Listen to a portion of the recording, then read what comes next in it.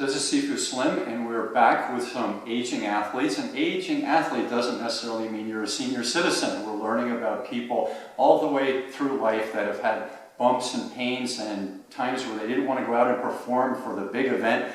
But we're learning about what happens to people through the years of performance and aging. So we're going to bring in not just the psychology of why people stop, but also the science and maybe the biochemistry is affected. You know, the heart going to the mind going back to the heart, and the legs, and the things that propel us forward emotionally.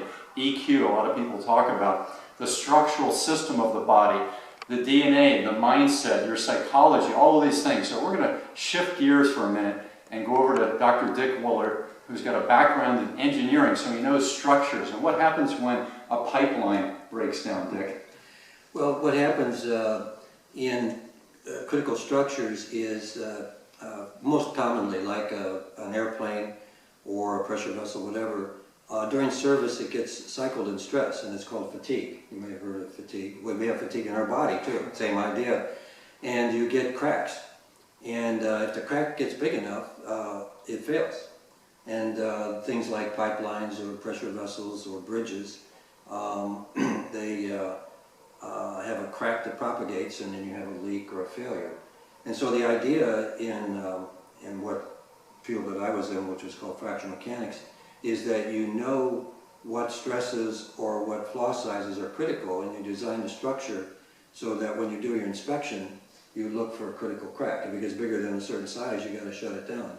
Unfortunately, we had a recent incident here in Santa Barbara with a leaky pipeline, where they send what's called a pig down the line to check the thickness of the wall of the pipeline. And the standard is that in this case, if the pipeline gets too thin, you have to shut it down. Well, they didn't catch that, and we had a major leak here, as probably everybody knows. And so for athletes, what happens when their knee shuts down on them? Do they go in and get cortisone, or do they take time off? Right. And you know, I'm kind of a big proponent of letting the body heal itself. And I think our whole drug system and stuff is to cover symptoms. And for example, when I had my knee problem, I wasn't going to have an operation. I was going to figure out why I had a knee problem, and it was my body structure. Spoken like a true engineer. Yeah, okay, right. So you repaired yourself, and I know like clockwork. Back in the 80s, I used to be able to run half marathons, and I would do that, and I would know when I got to a certain number of minutes of repetition on this left knee, and I think it had a lot to do with golf, because when you do a golf swing, you hyperextend over onto that one side. It puts a lot of pressure, and that's something I've been doing since the age 6. But when I was pounding on that repetitive stress on the bike trail up in Sacramento, California, I knew at about 58 minutes, 62 minutes that it would start aggravating, right? And so if I ran a race, I knew that was going to happen. I know people also take ibuprofen and just run through it. And I know someone who took so many of those that her internal organs shut down, and she was in her 20s. Yeah. So running became this addiction, this mind problem, and said, I can do it, I want to win. And she ruined her internal organs. Have you seen people that are excessive in the triathlete world? And what happens to these people, and why are they like that? The runner's high is I have athletes that can't take a day off. And they can go, you know, year after year, and we've had sports psychologists say, professionals take days off. Why are you amateurs not taking a day off? But whether it's the thrill of victory or get that run in before you go to work, you have to get that extra rush and accomplishment. I think a lot of people want to do that marathon so they can say they did that marathon in 3 hours.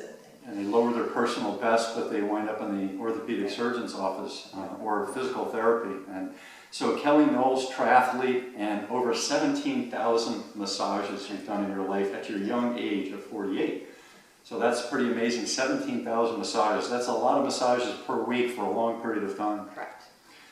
I asked you if you would be so kind to put down your own personal mileage. When we sell our car, we have to write down the mileage, and we turn that in.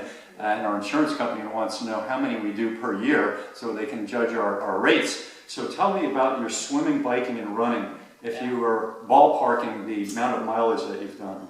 It took me a while to come up with these numbers. My boyfriend's a mathematician, so he helped me. Starting in junior high, I was a runner and I got really involved in high mileage trying to train for Junior Olympics. And so running wise, in my racing career, we came up with 53,000 miles. And with swimming miles, I started in college, so I'm relatively, I've only been swimming for 30 years. And only 30 years of swimming. Only 30 years Just a beginner. I've almost got up to 40,000 miles of, 4,000 miles of swimming. And biking, because I didn't have a car for the longest time.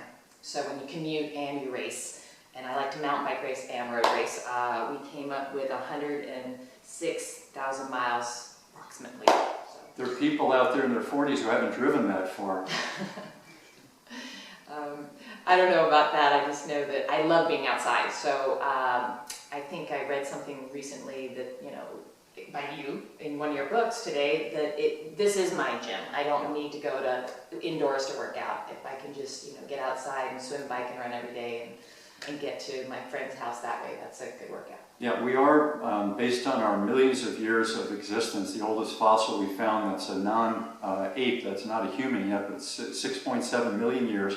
We are diurnal creatures, which means you wake up a little before sunset and you start to get bedding down after sunset, and you're out during the day and in at night. There's two parts of the definition of diurnal. Most people that do the kitchen in the morning, the coffee, get into the car or get on a bus, get into a work scenario indoors, they're not living diurnally, and then they come home and they make it on the Stairmaster or the treadmill in their garage or the gym. They're not getting outside, so we've got this lacking of vitamin D. We've got not seeing the color green, which is really important. That's scientifically proven. All the psychiatrists know about the color green and how that impacts our health and our psychology. And you got to see life. You got to see squirrels running around, birds flying. You got to hear the sounds of nature. So those are things that I do outside. I was a gym rat for many years, but I still ran a lot and played sports, tennis, outside golf, and ran on trails. But I was in the gym 5 days a week, 24-hour fitness way back in the day. Finally, I said, no mas, I can't do this. That's all I can stand, and I can't stand no more.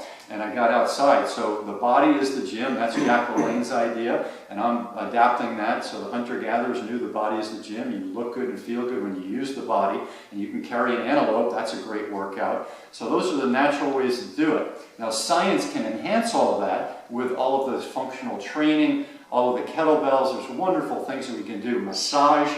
Cool baths, there's all kinds of things that science has brought in, but don't tell me the hunter-gatherers didn't know that jumping in a cold waterfall felt good on those swollen muscles. So over to the scientists and the healing process from a molecular level. We know that damage is done when you overtrain or get injured. Yeah, sure. Well, it's not only overtraining, but the way we live in our society with the toxins and everything, we basically create a lot of free radicals in our body. And this leads to inflammation. Inflammation is definitely related to chronic diseases. I mean, there's no doubt about it. So the things that I've been working on is how can we reduce inflammation?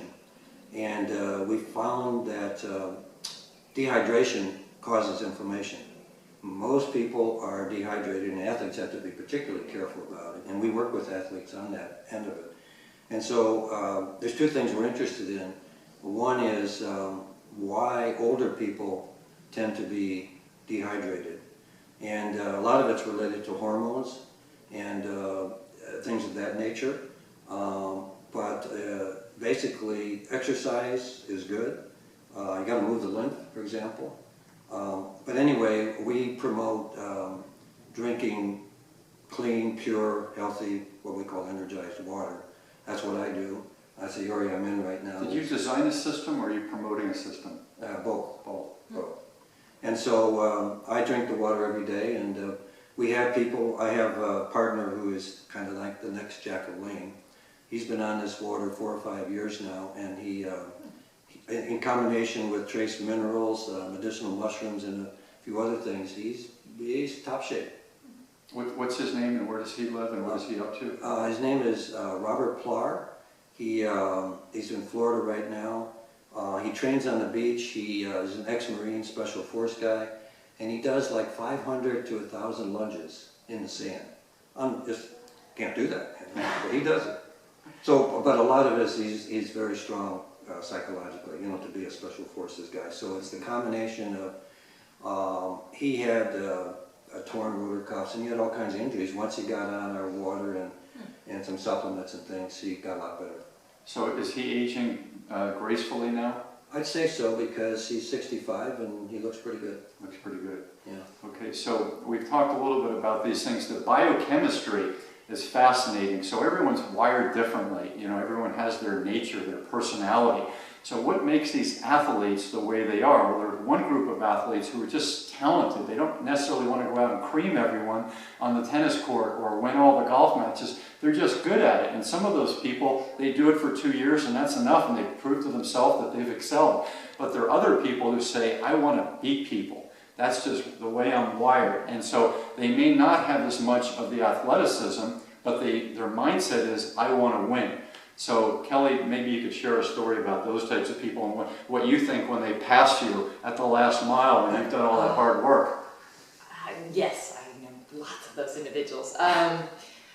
It is fascinating that the world of triathlon, I have tons of friends that say, I hate swimming, but I'm going to do that race. Or I hate running. And I'm like, why, if you hate something, would you do it? But it's that thrill of winning, that runner who decides to learn how to swim, that doesn't like it, gets on the bike, doesn't like it, but they pass everybody, and that final shoot, I have a friend who passes like 100 people in a 5K in a triathlon, and it's that thrill of victory of just being able to pass everybody that keeps him, driving him to do the 2 sports he doesn't like, but the sport that he really likes, that he can achieve greatness.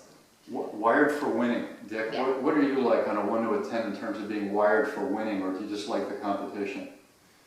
Yeah, I think, I was thinking back because, you know, as I grew up, I really didn't have organized sports and stuff, so it wasn't related to winning as much as just having fun. Mm-hmm. I mean, baseball was my big thing in school, and I just loved to play center field, and nobody's going to hit a ball over my head that I can't catch. It was just that's a little bit like your passing thing. They just weren't going to do it. In basketball, nobody's going to drive around me. It's just a pride thing. Yeah, okay. And so do you know people that they have to win or they're going to sulk the rest of the weekend? I play with a few of them, yeah. And what do you think their mindset is? Why are they the way they are? Were they born that way, you think? Or was it their dad who drilled it into them? Or? I think the few people that I know, it's really, they've got suppressed anger, and it's a way to kind of express it, comfortable for them. Okay. That's what I find. Yeah, I just watched the documentary this morning to kill some time, and I was watching the show on Bjorn Borg and John McEnroe, 2 of the top tennis players from the late 70s, early 80s. And after a match that John had lost, he stayed at Wimbledon and he had his head in his hands. And that's the last Bjorn Borg saw of him. And then Bjork forgot his rackets or his towel or something. So he came back an hour later to Wimbledon, and McEnroe was still in that position at age 19, I think he was at the time. And so he is one of those people who's wired to win. He has to, and he's done that throughout his life. But he's got a neat side to him too. I really like a lot of his personality. I met him when I worked at the French Open as a young guy. But for somebody to do that for an hour, I mean, that shows you the power, Anguish. the anguish, the anxiety, and the will. And finally, during a match, I think it was the next year, where McEnroe was blowing a fuse. He was out of control on one side of his personality. He lost it. And Bjorn, who had that personality when he was 14, but turned into the stone face because he got kicked out of his tennis club, he said, John, can you come here for a minute? And so John wouldn't come up to the net because he thought Bjorn Borg, his idol, was going to yell at him. And he says, no, come on up here. And he finally came up. And Bjorn Borg says to him, John, it's just a game. You should enjoy this. And so I saw that, and McEnroe finally lit up, and he was losing at the time. He just relaxed. He said, this guy likes me. And he's used to playing people that wanted to kill him, especially in the 60s and 70s. All your friends at the tennis center with their parents dropping them off, they want to cream you. You want to go home to tell your mom, yeah, I beat that Vinny guy. Remember him? He was beating me for 2 years. Well, I got him now. So it's just all this ego stuff that finally McEnroe relaxed, enjoyed the match, and wound up winning that match against Bjorn Borg. So Bjorn gave him a gift of acceptance and happiness. So how does that work in triathlon? You are against my this group. friend said something excellent recently. She goes, look at all these athletes out here, and look how miserable they are. They're going for it, and their faces and their concentration, and they're paying money to be here. And it clicked that if you're not having fun, you shouldn't be there. And so I really try to help with my athletes that you're paying all this money and you're putting all this time and effort, and if you're just miserable, find a different sport. But it did help me a lot that in a 10K, if I'm not smiling, that I'm just pushing myself too hard. It shouldn't be miserable. It should be fun. So I try to smile every time I'm biking and not swimming, but when I'm biking and running, I try to remember why I'm there. So what is an important message that we can give aging athletes and just aging competitive people about physical movement? Well, one that I want to share is when you've been getting coached and when you've been going through all these drills throughout your life with all this pressure, and then finally it's over, whether you graduate high school and it's over at age 18, or college, or your competitive sport that you're in, making a living at, or competing for your country, at some point when that high performance is over, and for all of us but less than 1% it's over, probably by the time we're in our 30s, you should have a game plan to go into the next part of life without those coaches, without the pressure. If you want to have some competition, that's fine. But if you went from high performance and then the day after that went into nothingness, no movement, sedentary, like my book here, and not aging with grace, you're missing out, and you will become likely debilitated mentally, physically, and maybe even you'll lose your soul side, your spirit side. So that's a really hard thing, and we don't teach people about that. How can we teach people about that, in your opinion?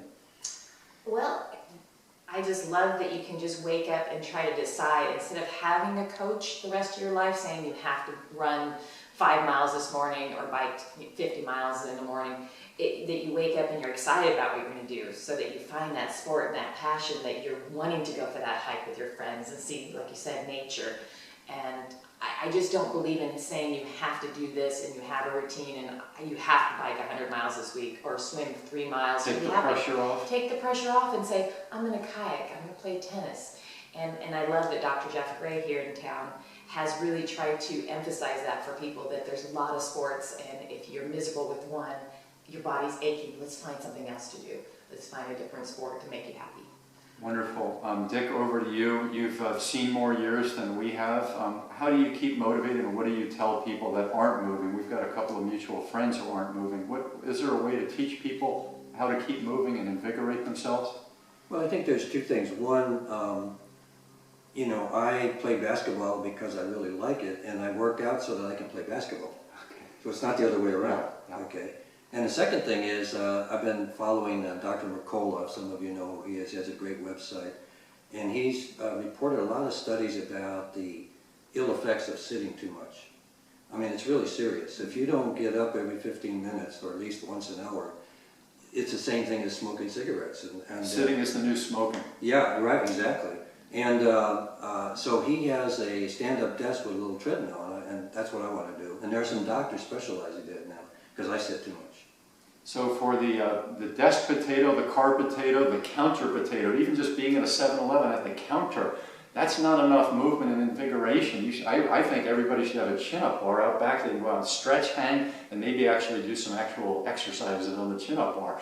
And if you're a 10-year-old kid or a 6-year-old, they're on those climbing bars. They can do it. Why all of a sudden when you go to middle school, I write about that in my book, the middle school disconnect, are there no more bars? Are we too old? Are we not supposed to be able to use bars and pull up our body weight? What's going on with that? So society should be adapting to the aging process so we can age with grace. And at your work, why don't they have a place where we can stretch, and why don't they encourage that? And in the aging athletes, when you're getting ready to move on to your retirement, whatever age you are, they take you through a program of a few months where you're learning how to do yoga, you're learning about wellness, all of the different parts of the physical body and how it affects your biochemistry in your mind. So with Kelly here to my left and Dick over to my right, this is Sifu Slim, and we're wishing you all the best for a long life of euphoria, which is the Greek word for health. Not just getting high, you get high when you have good health.